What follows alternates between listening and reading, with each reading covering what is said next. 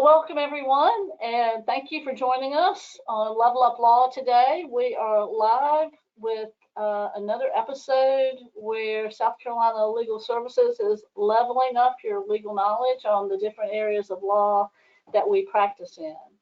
I'm Susan Ingalls. I'm a senior staff attorney and consumer law unit head here at Legal Services, and I'm joined here with our producer, Kenneth Elliott, of our IT department here at Legal Services.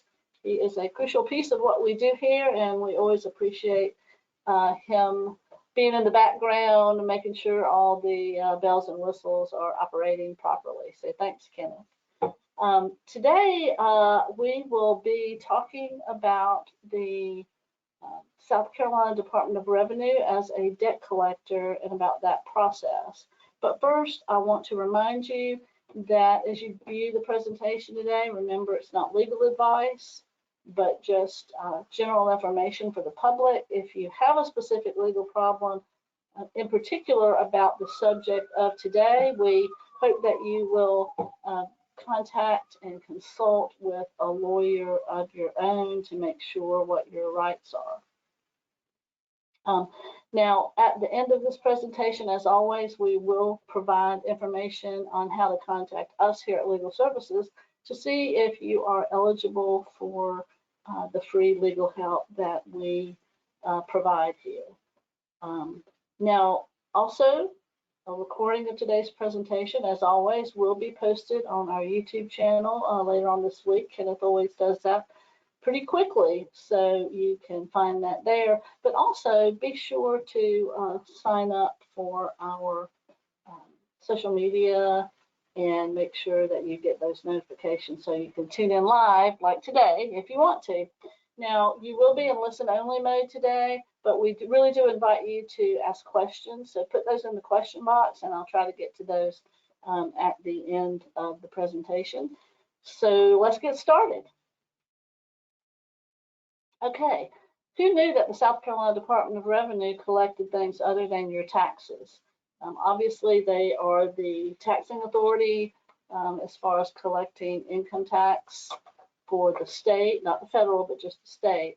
But they also have authority to set off money from your tax refund if you're entitled to one, and that's kind of what we're going to talk about today. They call it, or have usually in the past called it, the GEAR program, meaning Government Enterprise Accounts Receivable. So Title 12 of our South Carolina Code of Laws is where that is authorized. So government enterprises can be a government entity that you might owe something to. It could be what we call a quasi-government entity, and we'll be talking about what defines that. But keep in mind that you can challenge this collection, and that's what we'll be talking about today, kind of how to do that. But you got to pay attention because it happens really fast. It's not like other situations where you've got, 2 or 3 years before you have to do something. It's a matter of 30 days, basically. So what gives them the authority at the Department of Revenue to take your refund? Here is the particular part of the law that allows that. So if you have a refund and maybe there's something that is due, that refund can be applied, and I've highlighted here the part that has to do with your debts to a government entity. They can offset that refund to collect the debt, and this tells you which part of our Code of Laws gives them that authority.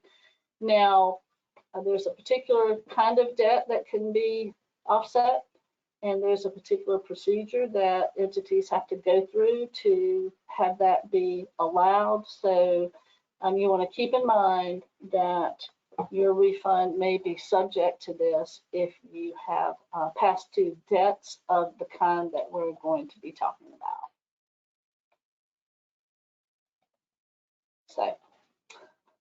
So the Department of Revenue can make a contract with either another government entity or are with associations that you see highlighted here, and they will collect the debts, past due debts for those entities. So what is a governmental entity? Well, it's obviously the state of South Carolina, it might be a state agency, board, etc.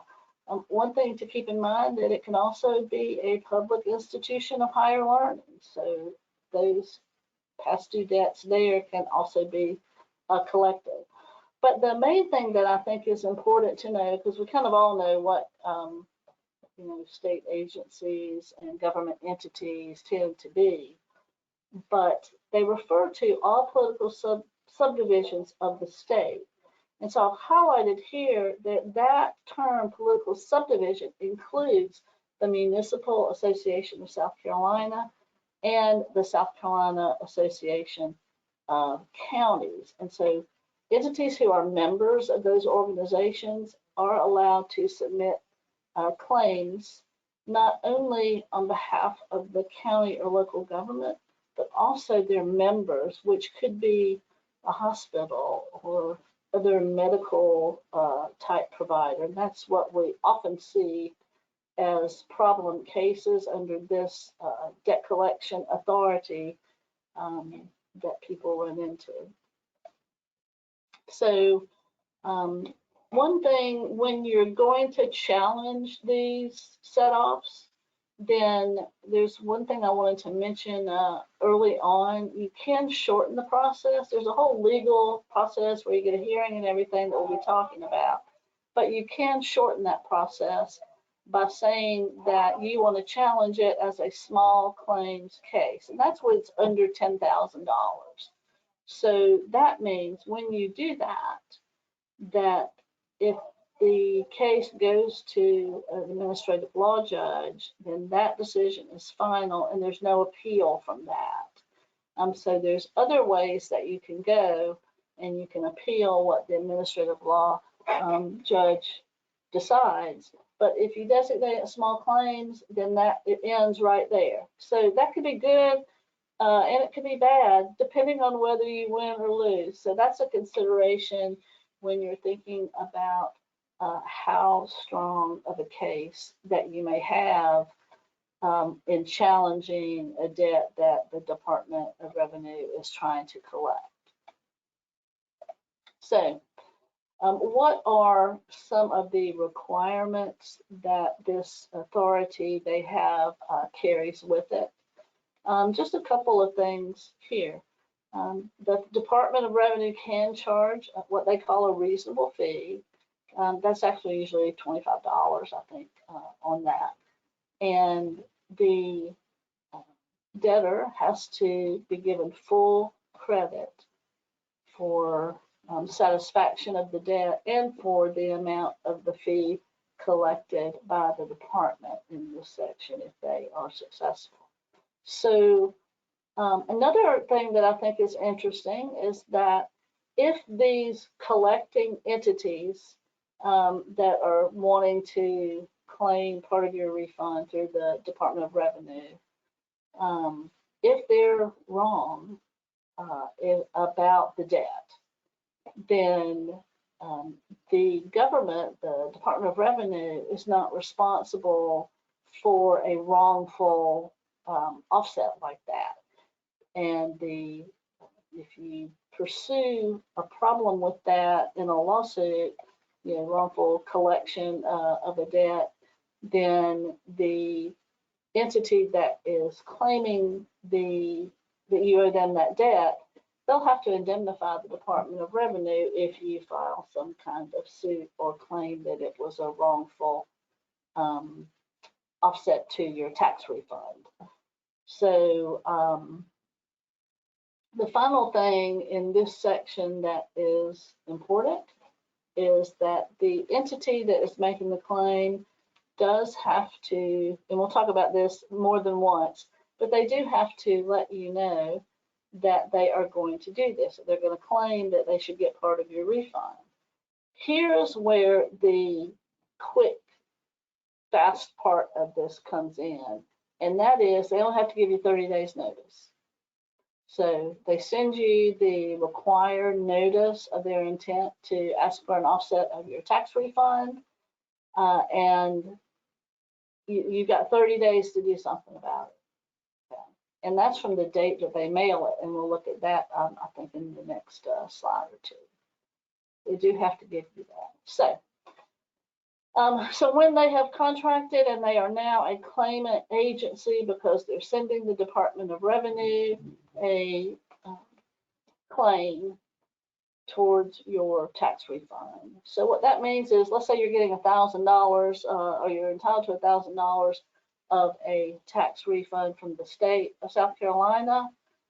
That claimant agency, let's say you owe them $500, they make a claim against your refund for $500. The Department of Revenue, unless you challenge it, is going to send them the $500, and you'll get what's left, the other $500 basically. So this is how that offset works on your refund. So they become what's called now at this point a claimant agency. So as you look at the statutes here, and you'll have access to this, these slides and this recording later, so I won't be going to legalese on you, but if it becomes confusing, you'll have this to look back at on our YouTube channel.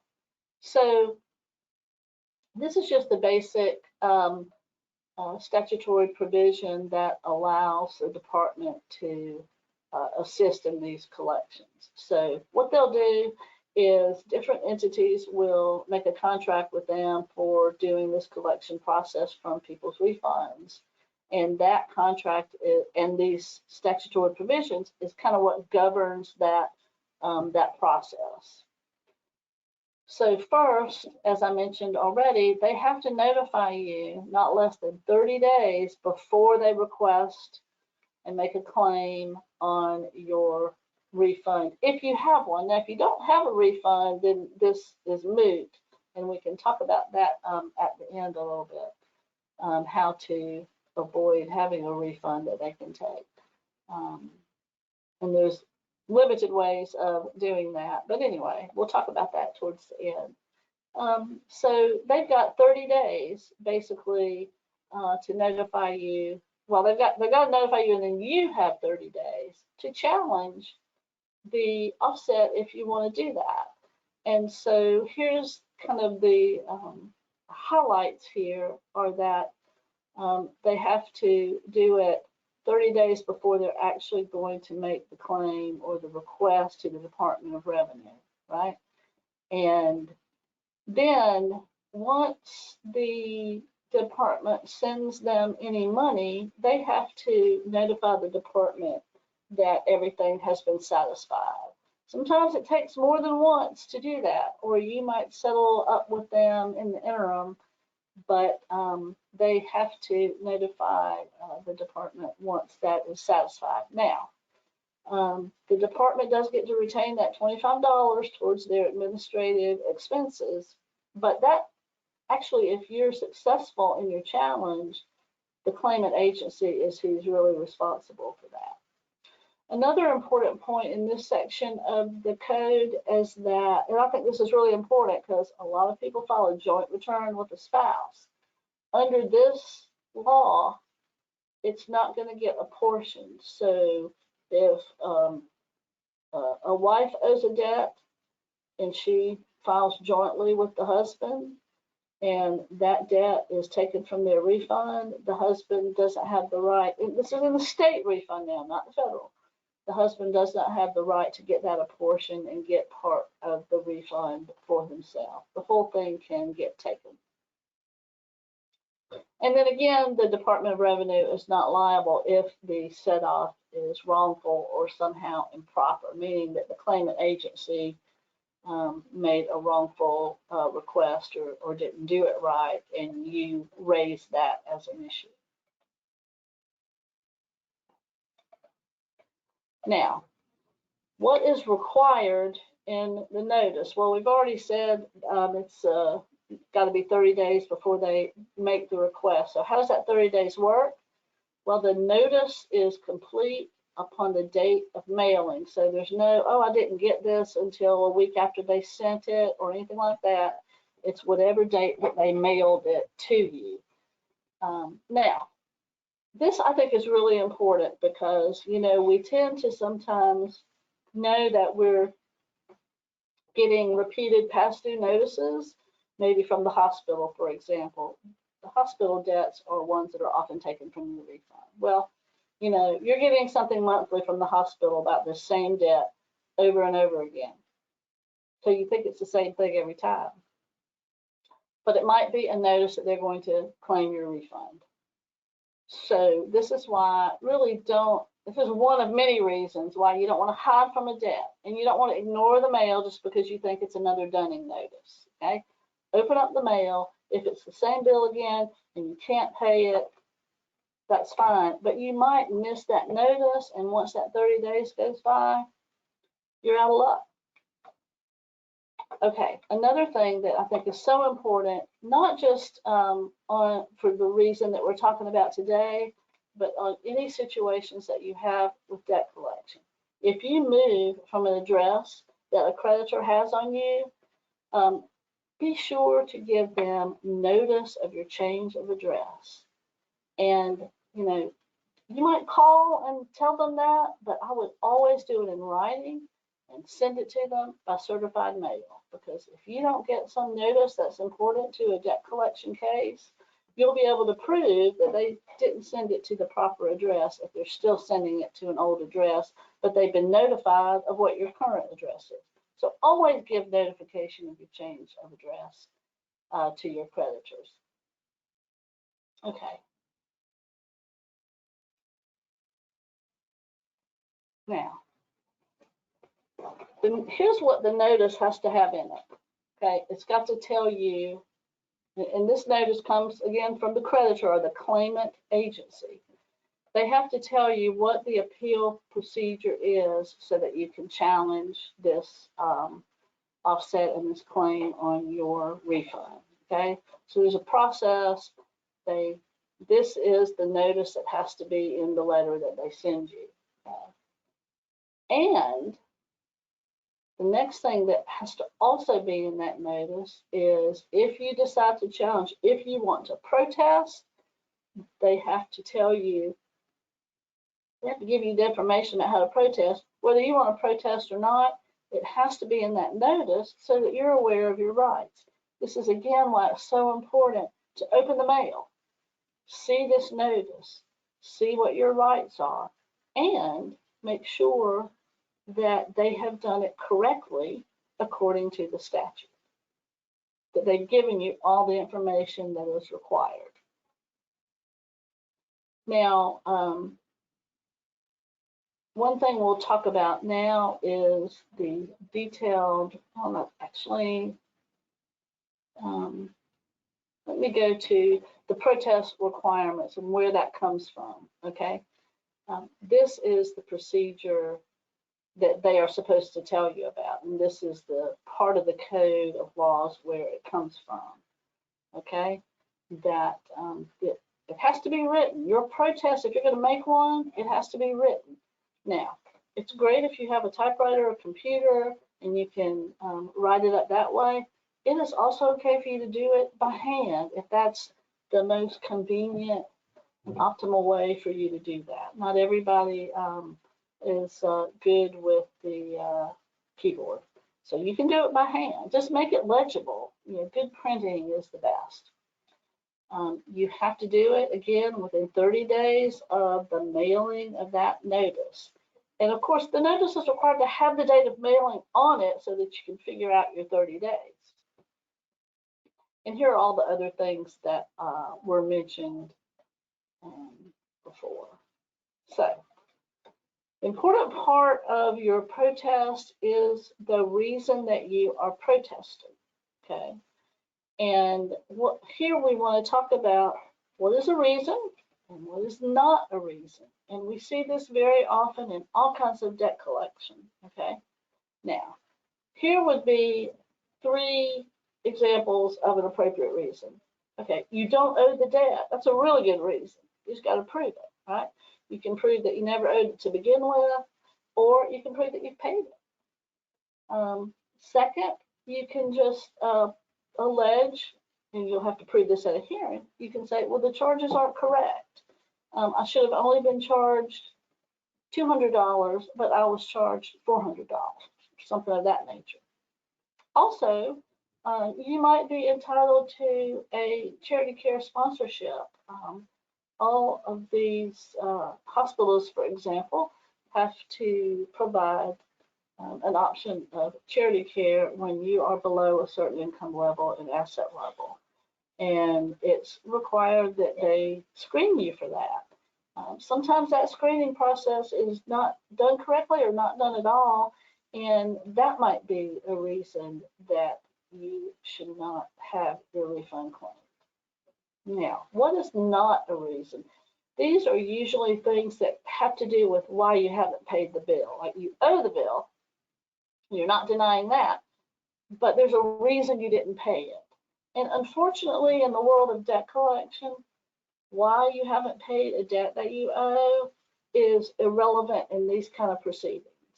In the proceedings here with claiming part of your refund, but also in other just debt collection lawsuits. The reason why you haven't paid, unfortunately, does not avoid the creditor getting a judgment against you, and it doesn't avoid a claimant agency from getting some or all of a tax refund that you might be entitled to from the state of South Carolina.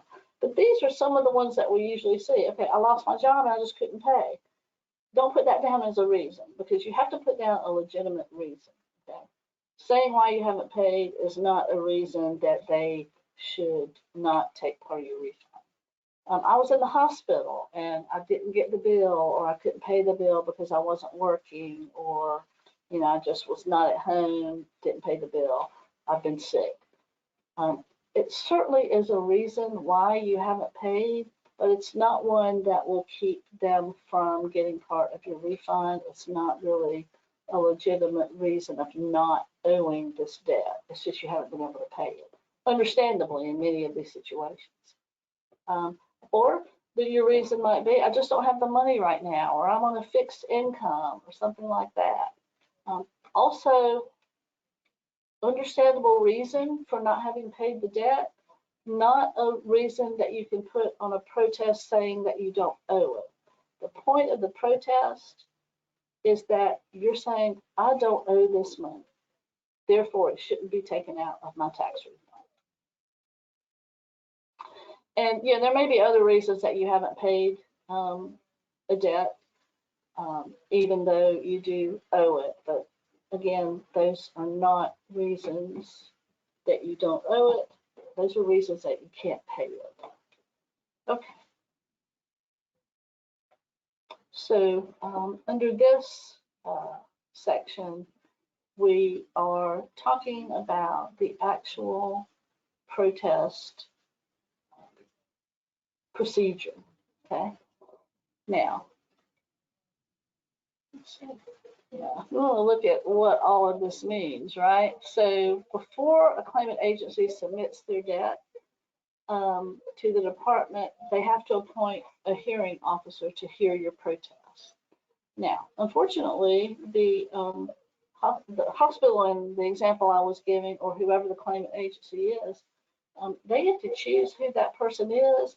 And so, we hope that that person isn't biased and is going to give you a fair hearing, but you don't really have a say in who they appoint.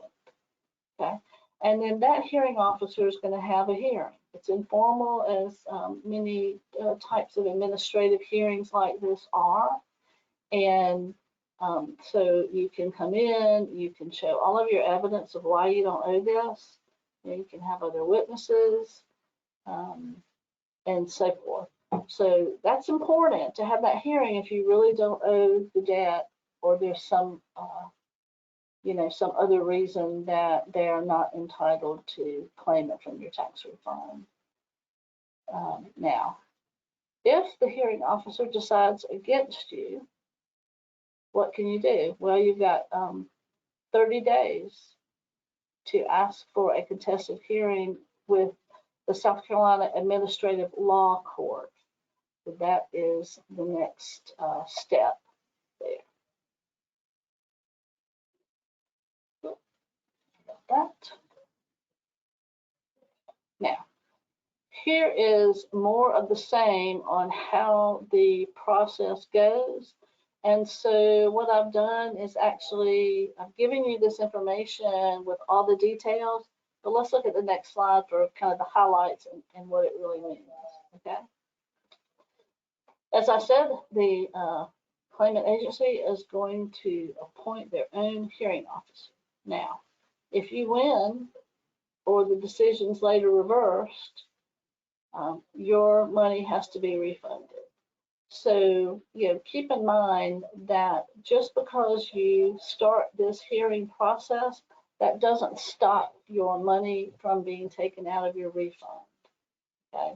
That process of the offset still happens, even though you filed a protest. That doesn't stop them from taking the money out of your refund. So keep that in mind. But if you win with the hearing officer or later on in the process, they do have to refund your money, and they're responsible for that $25 fee that the Department of Revenue charges. Okay. Now, if the hearing officer goes against you, you have the right to appeal. And there are two ways to do that. Okay? You can request that case before the Administrative Law Court, as I mentioned, but you can also file a lawsuit in the Court of Common Pleas if you want a jury trial. And the type of debt that it is has to be one where you're entitled to a jury trial in order to choose that option. So it's one or the other. You can't do both. Okay? If you want to file suit in the circuit court and get a jury trial on this issue, you are allowed to do that. There's some specific things you have to do with that, but that way you get hearing before a jury of your peers rather than the Administrative Law Court, which would just be an administrative law judge, which may be just as effective, but that's just a choice that you have to make. And it's probably good to consult with an attorney if you're going to do that, really in any of this process, I think. And this is just a statute that tells you about your right to a jury trial. I think is important here is to remember that you're not suing the Department of Revenue. You're suing the claimant agency. So if it's your local hospital that's claimed part of your refund, or it's some ambulance company that is trying to claim part of your refund, that's who your lawsuit is against, because you're challenging whether or not you have a debt to them or owe a debt to them. And again, the allegations of the complaint have to contest that debt, have to give a good reason that you don't owe it, not a reason why you didn't pay. Okay, now, this is sort of the accounting part of the situation as far as how the proceeds are collected and submitted. So they will provide an accounting from the Department of Revenue, but keep in mind, they cannot provide any of your information to anyone other than as it is exchanged through this claiming process under this part of our Code of Laws. And then they're not allowed to divulge any information about your tax return to anyone other than as is necessary in the collection procedure. And that applies to, anyone who works for them.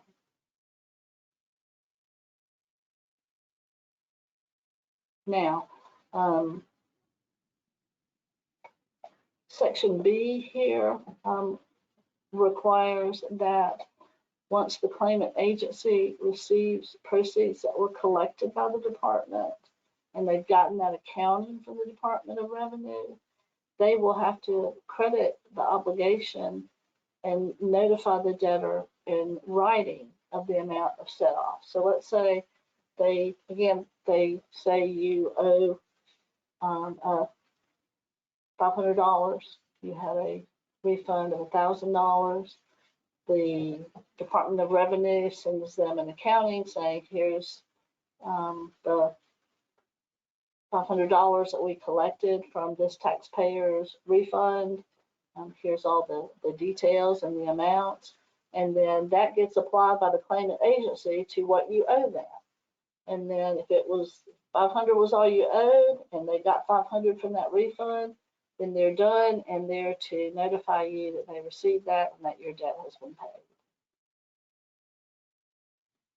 So you should get, notification by way of what happens to your refund, the reduction in your refund, but also a notice from the claimant agency saying exactly what was done with that money. Okay. Now, I just thought it was important to note this particular part of the code for you because, again, as I mentioned a moment ago, the exchanging of information between these entities is lawful under the statute, and they make that very clear. But as I already mentioned, they cannot divulge your information to anyone other than in that exchange process. And anybody employed by the claimant agency who discloses information is going to have penalties against them. So that should not be done, but there is some recourse if that happens for you. Okay, what if you challenge this setoff and you win, right? You get a refund. As I mentioned before, the claiming of your refund and the offsetting is going to happen anyway.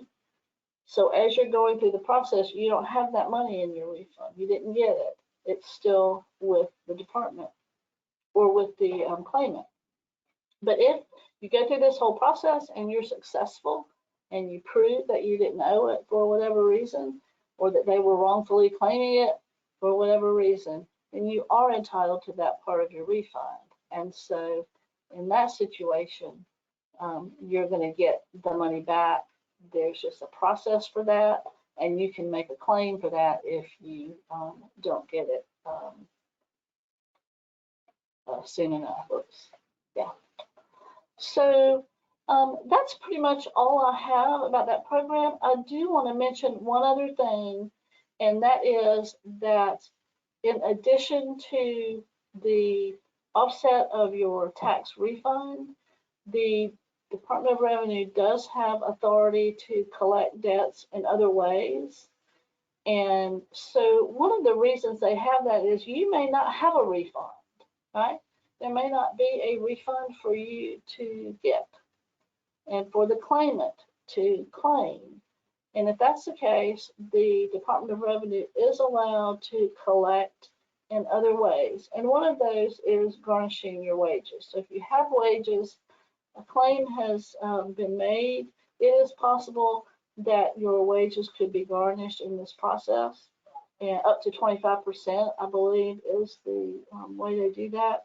They do have some other ways of collecting debts, but these are the main two: the offset of your refund and then garnishing your wages.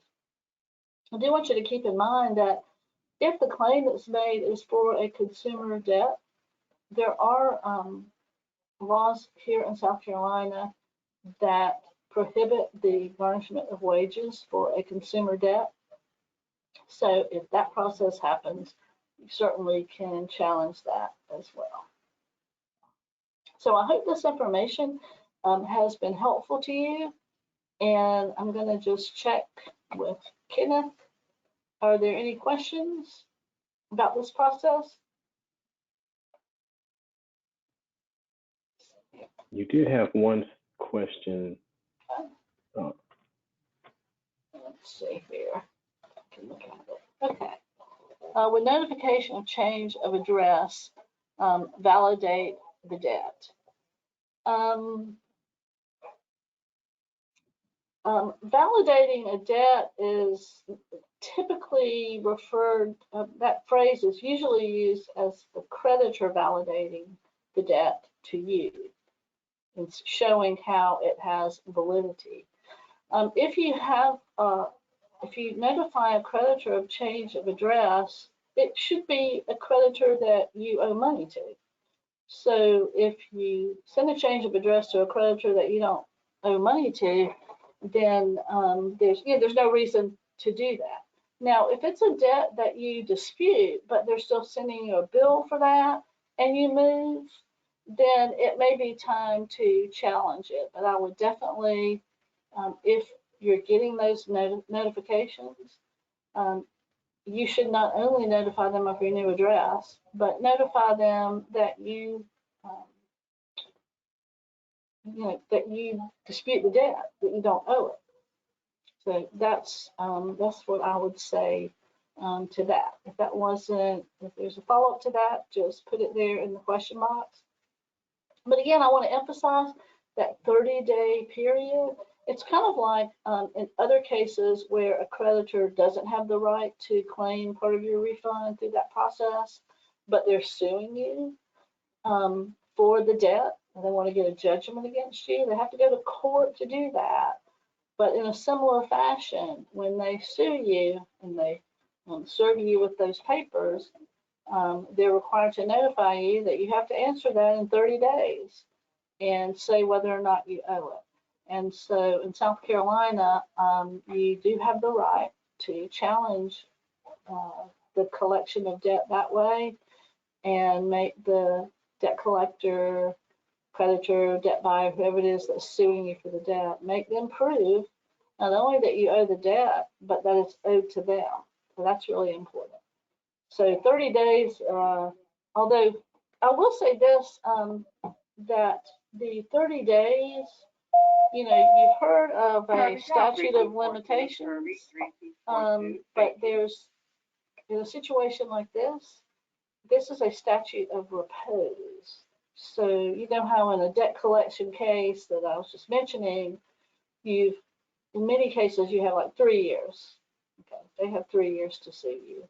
And if they don't sue you within 3 years, then they are barred from suing you. Doesn't necessarily mean you don't owe the debt, but they can't sue you for it and get a judgment. So that's a statute of limitations. There's various ones.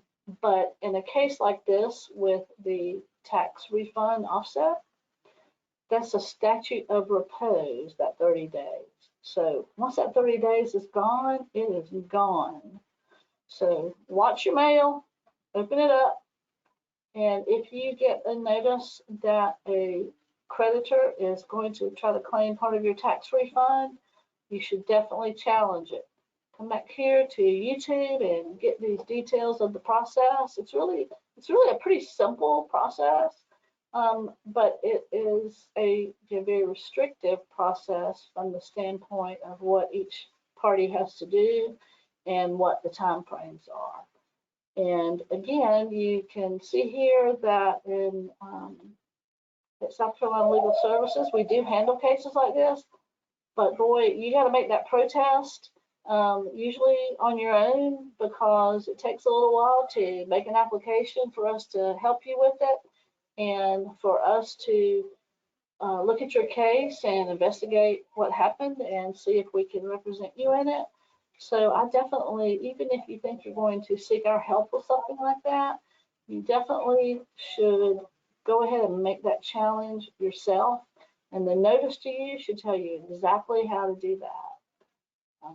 So be sure and make that protest and get that going. It is a shockingly low number of how many people actually challenge the collection of debts in this process. And so I encourage you to look real closely at it and make sure as to whether or not you have the right in a given case to challenge owing a debt or even owing just the amount that they claim. So there's different ways to challenge that. Now you'll see on the screen here that we have all of the contact information for South Carolina Legal Services. You can call us anytime, Monday through Thursday, 9 to 6. We have folks standing by at our intake office to take your application to have us represent you. They're terrific, and I encourage you to do that. However, if you can't do it during those hours, you do have the ability to apply online, and we have that apply online intake information right here on the screen. But I also like to always remind you that we did a Level Up Law episode. Tom Trent, who is the managing attorney of our intake office, did a great Level Up Law episode that gives you kind of some of the tips and tricks of how all that works and how you can make sure that your application gets through and what may happen with it, and some tips about what to put in the application and the description of what has happened to you. So I definitely would refer you to that great presentation. Now, I want you to remember that we have all of these resources. They're on our websites, which you see here. They're on our social media accounts that we post on regularly. You can always see what's the next episode coming up there, our Facebook page, Twitter, Instagram, and so on. So definitely go there and subscribe, like, whatever the requirements are. When you go to YouTube to look at this or other episodes, if you think that the episode could be helpful to someone else, share it, like it, subscribe to our channel, and then you'll get a notification every time we post something. We do things other than Level Up Law, and so there are things being posted on our YouTube channel on a pretty regular basis. So check it out there. Check our lawhelp.org page, where we have all kinds of resources for you about all the different areas of law that we practice in. So remember, if you need legal assistance, definitely apply in the ways that we have here. And then I just want to thank everyone for tuning in today for this episode. And thanks for tuning in at other times on Level Up Law. And hopefully in the future, we'll continue to do these. We're coming up on 1 year of when we started the Level Up Law series. So thanks everybody for attending. And I do want to mention that next week on Level Up Law, Tuesday at noon, every Tuesday at noon, next week, we will be talking about the requirements of a mobile home manufacturer, dealer, or seller when you're buying a mobile home. So what's required there under the consumer and dealer laws. So be sure and tune in, and thanks again for tuning in today, everyone. We look forward to seeing you again next week on Level Up Law. Thanks for watching.